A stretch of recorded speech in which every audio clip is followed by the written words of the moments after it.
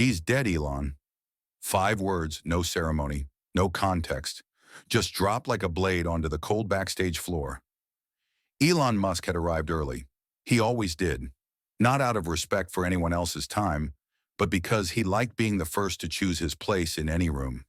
The backstage corridor of UT Austin's main auditorium buzzed with quiet preparations, cables coiled underfoot, cue cards being passed hand to hand, a muted murmur from the house speakers leaking through velvet curtains. He spotted her standing near the end of the hall, still, composed, holding a thin leather folder like it held more than paper. She hadn't looked at him. That wouldn't do. He smirked, stepped into the light just enough, and offered the line like it was wine at a party. "Well, Congresswoman Crockett." Still loyal to black and bitterness, I see.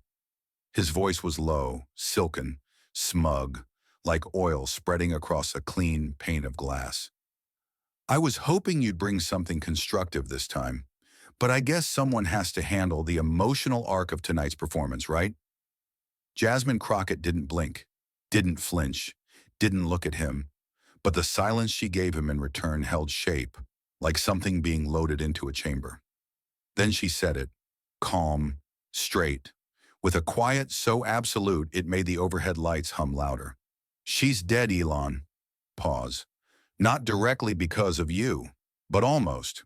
He tilted his head, eyebrow lifting, intrigued, amused.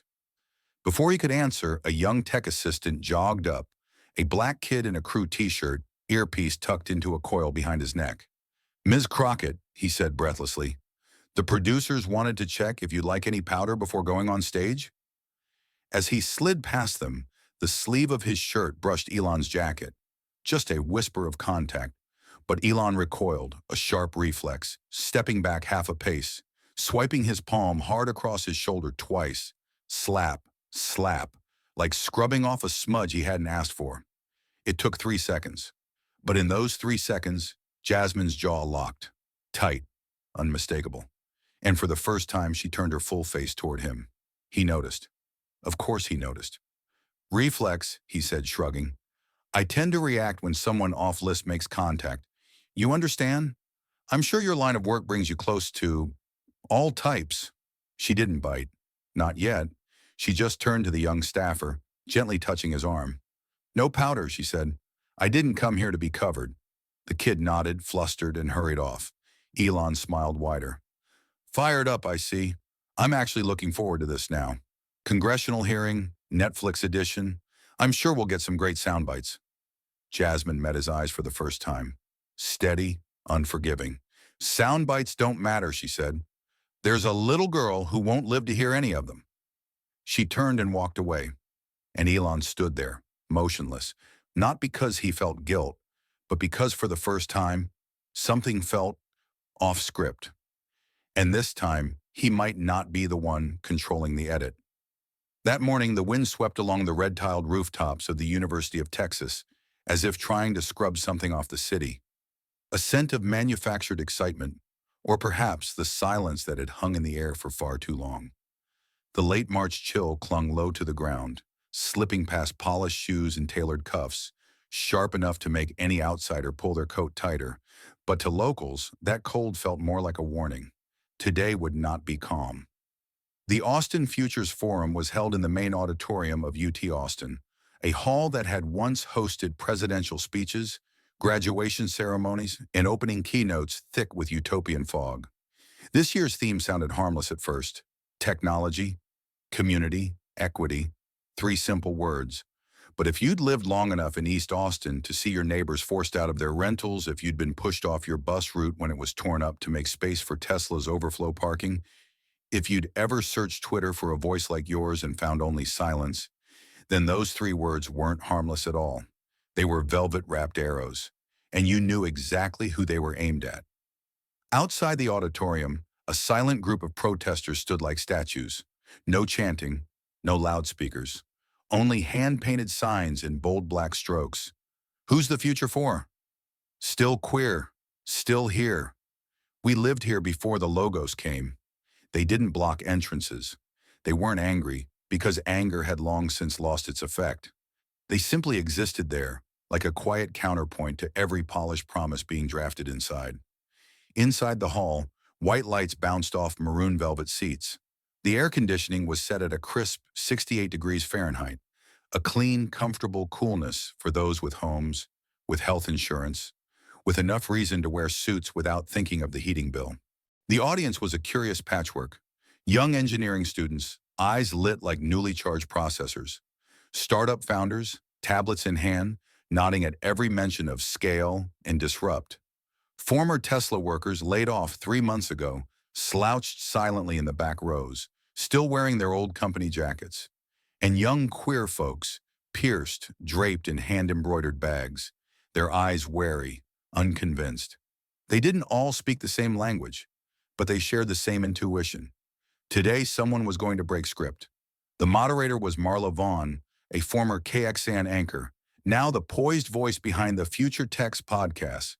Dressed in cobalt blue, mic curved along her cheek, her movements were so precise they felt choreographed, like a conductor who knew exactly when to lift the baton and when to let the silence play. She opened with a monologue saturated in calibrated optimism.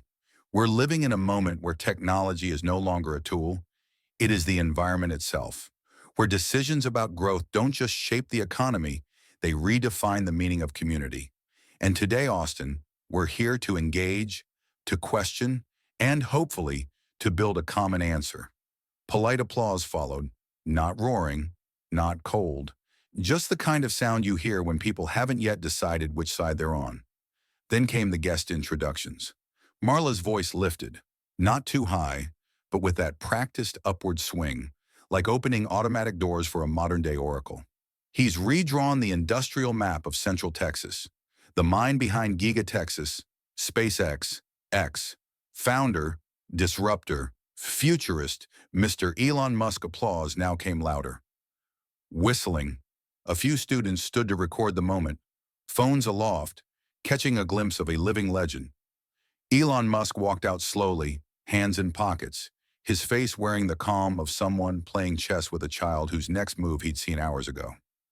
Marla waited for the room to settle, then continued. And now, a voice that's shaken Capitol Hill with her demands for digital equity, tech democracy, and community rights. A former public defender in Dallas County, now a member of Congress representing the state of Texas. Congresswoman Jasmine Crockett. The applause this time was different, shorter, quieter. Not from a lack of support, but because the hands that clapped were hesitant, waiting to see if she was truly someone worth investing their agreement in. Jasmine walked out, no wave, no smile. She wore a dark suit, her hair softly down, one hand still gripping the leather folder. She didn't need stage effects. Her silence was enough to shift the air. Elon glanced over, the curve of his smile unchanged, a silent message behind his eyes. So, this is my opponent? And Jasmine? She didn't look back. Not because she didn't notice, but because she knew it wasn't time to look at him just yet.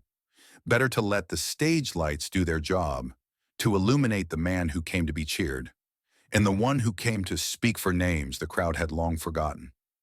After the introductions, the lights dimmed, like a held breath. The mic gently slid back into its cradle. The space in front of them took on a hush, like a sacred clearing, a stage where gods were about to speak to mortals. Elon Musk leaned back into the center leather chair, legs crossed, one hand resting on the microphone, the other sketching lazy circles in the air, as if guiding invisible planets whose orbits he controlled. Marla Vaughn, a seasoned MC with the calm of live television etched into her, posed the first question, written in advance but delivered with the tone of someone hoping for a real answer. Mr. Musk, if you could imagine Austin 5 years from now, what do you see? Elon smiled. Not a reflexive smile, but the kind you give when asked a question you've already answered 1,000 times, each version more brilliant than the last. And then, as if someone flipped a switch inside him, he began to monologue. I see an Austin with no traffic jams, no income brackets, a city where AI and infrastructure speak to each other like neurons in a massive neural net. I see students learning to build rockets instead of writing essays about bureaucratic limits. I see rooftops covered in solar panels, not because they're required, but because no one's naive enough to choose anything else. Applause followed, scattered but rhythmic, heavier on the left side where investors and tech students sat. A few people nodded, eyes lighting up as if they'd just heard a prophecy from the 22nd century. But Elon wasn't done. His voice smooth, warm, seamless, like a Python script running clean. I'm not talking about the future. I'm talking about a software update, just about to be released. Marla chuckled, voice ringing, her eyes flashing under the spotlight. And if you could define Austin in one line of code, Elon cut her off, as if the interruption itself had been hard-coded. I'd write, function Austin, return leap, commas. Laughter rolled through the room, not long but sharp, enough for a few phones to lift, screens glowing. They wanted to capture it. It felt meme-worthy. Marla tilted her head, smiling. That's definitely going on Twitter. On the other side of the stage, Jasmine Crockett didn't move. She didn't flinch. No reaction. Her hand rested gently on the edge of her leather folder, her spine straight, like a taut line of thread. And then she smiled. Not the smile of someone caught up in the show. Not irony, not mockery. It was the smile of someone who had just seen a tower built entirely of applause and knew exactly which brick was the weakest. Marla now had shifted her eyes back to the tablet in front of her. She swiped gently through a section of her notes, then looked up, lowering her voice a tone, as if stepping into territory not yet mapped. There have been concerns, she began carefully, that the rapid expansion of Giga Texas has had significant effects on surrounding communities. Some say housing prices have skyrocketed, that relocation opportunities haven't kept pace, that the infrastructure around the plant hasn't adapted to the speed of its growth. She paused, not because she ran out of words, but because the question was crafted to ignite, like a spark pushed gently across a frozen lake. So let me ask you this. In this journey of building the future, do you believe someone has been left behind? Elon took in the question with a deep breath, then let it out, slow, unbothered, like a grown man explaining free market dynamics to a child. His answer came quickly, clean, sharp, like a blade polished in chrome. Listen, every time there's real innovation, there's always displacement. We can't make everyone wealthy, but we can build a platform for those willing to work harder, to rise. He hit the phrase, work harder, like it was a loaded round waiting for a trigger. His tone stayed even. His eyes gazed outward as if he were talking to history, not the people in the room. Housing prices didn't rise because of me. They rose because people want to live close to the future. The entire room went quiet, not the kind of silence that invites reflection, but the kind that follows something too neatly rationalized. Some in the audience turned to whisper. One student who'd been filming slowly lowered their phone, just as, across the stage, Jasmine Crockett's hand slipped off the edge of her folder. Not to pull out papers, but to open them. Jasmine Crockett had opened her file. Her fingers flipped through the pages like peeling back the underside of a balance sheet no one had wanted published. No one asked her to speak. No mic had been passed her way. But the moment Elon Musk ended his reply with that smug, rhetorical flourish, is there any progress without a price? Zerania, the entire auditorium seemed to pull back half a breath, and Jasmine stepped right into that vacuum, into the frozen silence of unspoken expectations. 36%. That's the average rent increase in the neighborhoods around Giga Texas within just 2 years of the plant's launch, she said, voice steady, clear, unfaltering, not detached, but not trembling either. A full third of residents within a 5-mile radius were forced out of their homes, unable to meet lease renewals. Of those, over 78% were people of color. More than half were single mothers, and nearly 20% had children under the age of 10. She paused, not for breath, but to let the numbers settle, like stones quietly sinking into the chests of the room. And then she continued, her voice lower now, but all the more resonant for it. One of those families was Mavis Brown's, a black single mother. She'd lived in Del Valle for over 20 years, never borrowed, never broke a lease, never asked for favors. She worked 2 jobs every day, in a diner and a grocery store, kept her 6-year-old daughter in school, paid rent on time, like clockwork, with the same $10 wristwatch she'd worn for a decade. Until this past January when her lease wasn't renewed, she was told she had 10 days to leave. No relocation assistance, no options, no appeal. So she moved into her old delivery van, parked in the back lot of a closed-down store, the same one that shut down to make way for Giga Texas's expanding footprint. Her daughter Amari still went to school that week. No hot water, no reliable breakfast, no real sleep, but she wore her uniform. She caught the bus. She tried to be like every other child. But Thursday night, the rain came, and the cold dropped. The van's heating broke down. Ms. Brown bundled Amari in 2 old jackets and let her sleep in the back seat. She sat up front, keeping watch. The next morning, Amari didn't wake up. Jasmine didn't raise her voice. She didn't need to. Not because of neglect, not because they were homeless, but because this city had no place for a child to rest safely while people like you redrew the maps of tomorrow. Marla Vaughn looked up. Her hand slipped off the tablet. The other gently, almost instinctively, reached up to dab a tear at the corner of her eye, a tear she had tried very hard to hold back. But Jasmine didn't stop. Her eyes now locked onto Elon Musk, and for the first time, that look carried the weight of a verdict. You said every kind of progress comes with a price, but if your kind of progress came with something called responsibility, then no child would have died after a cold night just 2 blocks from the fence of your factory. Tesla's market value today is over $700 billion. The satellite companies in your ecosystem make billions each quarter off land that used to be playgrounds, post offices, and public kitchens. And yet you haven't shared a single cent with the people who lived here, long before you knew where Austin was on the map. If you refuse to see the real cost, then maybe you're no longer qualified to define the word progress at all. Marla Vaughn swiped across her tablet again, looked up with a voice that returned to calibrated poise. And now we'll take a question from the audience, those who've joined us today because they care about the future, about development, and about equity here in Austin. A few hands rose slowly. The tension in the room hadn't yet loosened its grip. Then one man stood, early 30s, tall, slight slouch, with a South Texas drawl that dragged his vowels just a little too long, and a soft lisp that tripped on double consonants, but his eyes didn't waver. I'm not a politician. I fix HVAC systems. I live in East Austin, near the Tesla plant.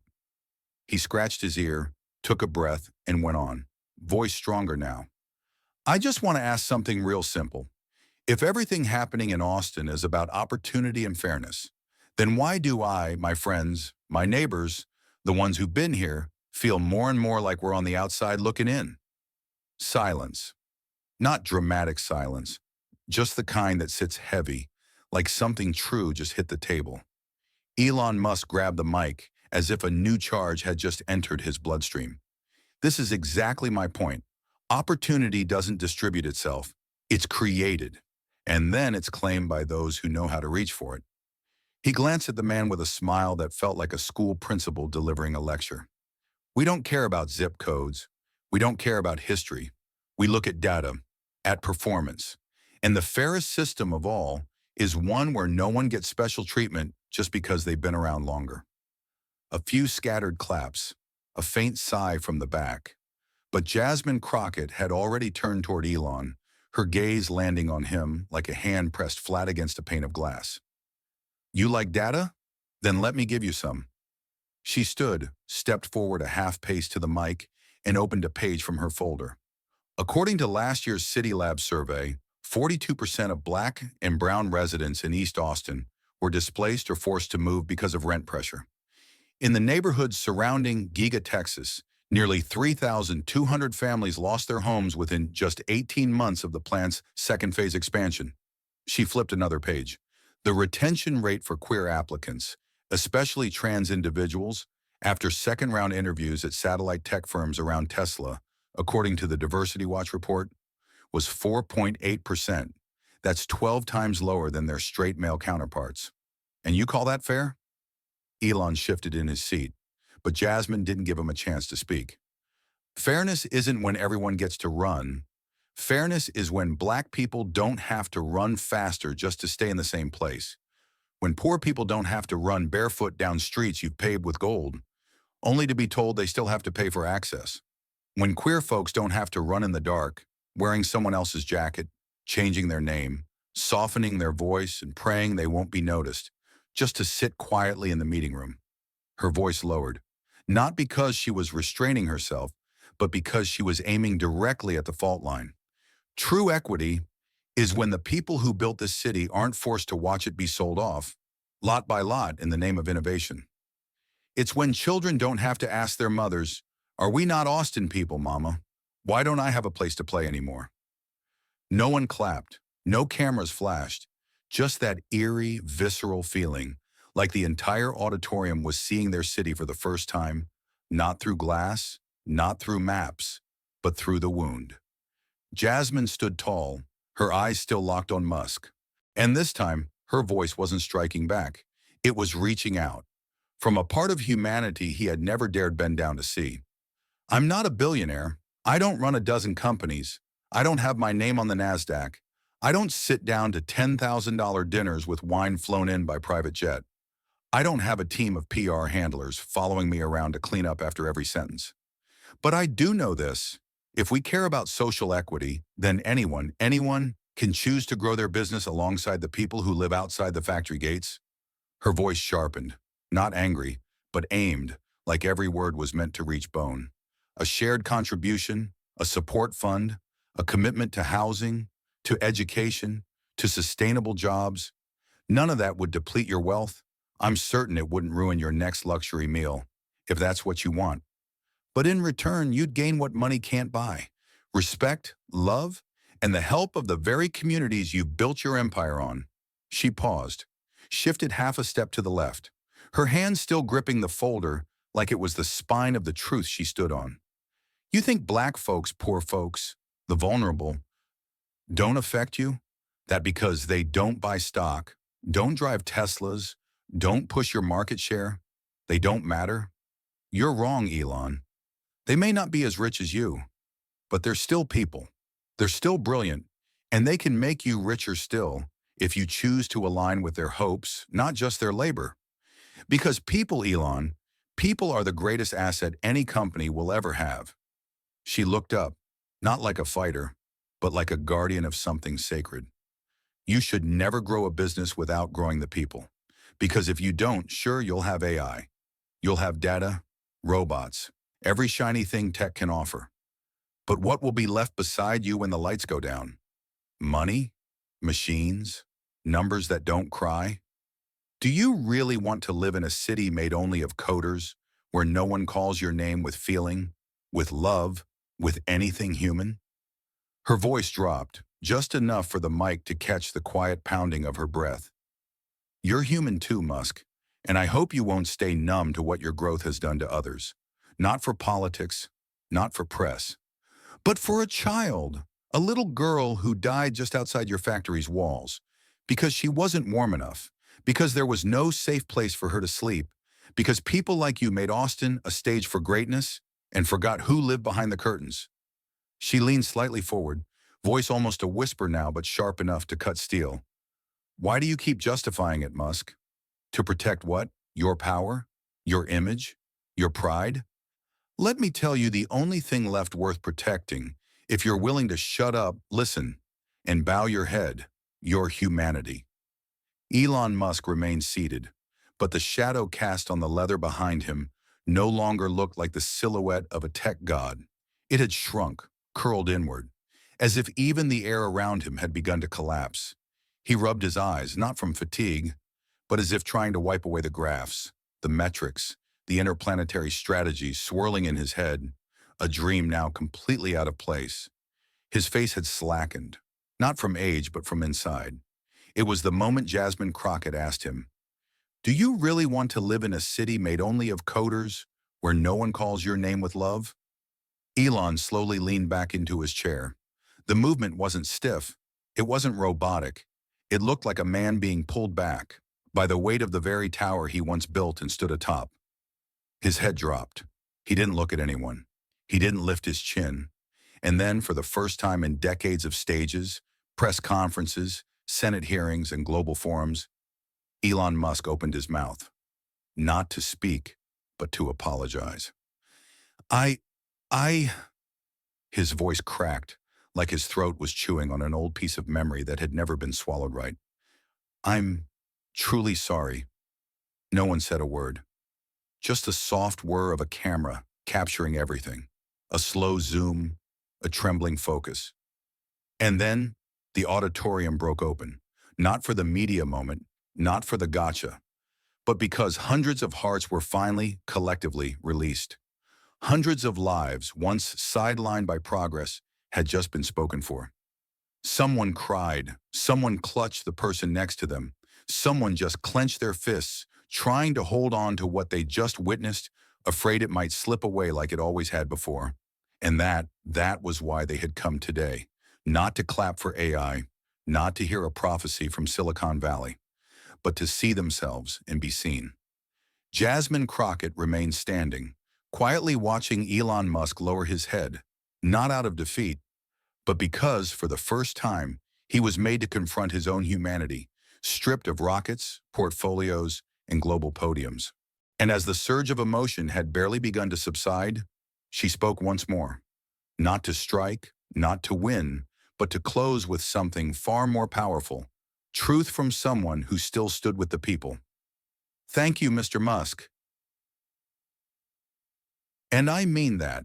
You are one of America's technological prides. You've reached space, redefined speed, and broken every box the world thought genius had to live in. She paused, not for effect, but for weight, then continued, not as a congresswoman, but as a daughter of Texas. I didn't come here to fight you. I didn't come here to battle the builders of the future. But if you turn your back on the people of Texas, on the communities that gave you land, labor, and infrastructure, then I will fight. Not to bring you down, but to lift up those you never looked at. She touched the closed folder beside her, not like finishing a prosecution, but like sealing a blueprint of something better. Be the genius. Take pride in your brilliance, your outcomes, your empire. But when you speak about the future, about growth, about hope, please add two words: shared progress. She glanced around the room. No politician's smile, no waving hands, just a quiet nod. And with that, this is my closing statement for today's forum. Silence. 1 second. 2. Then applause burst like thunder. Not in waves, but in a downpour from all directions, as if the room had finally found a way to release everything it had carried for too long. One person stood, then another. Then the whole room rose like a city remembering it still had a heart.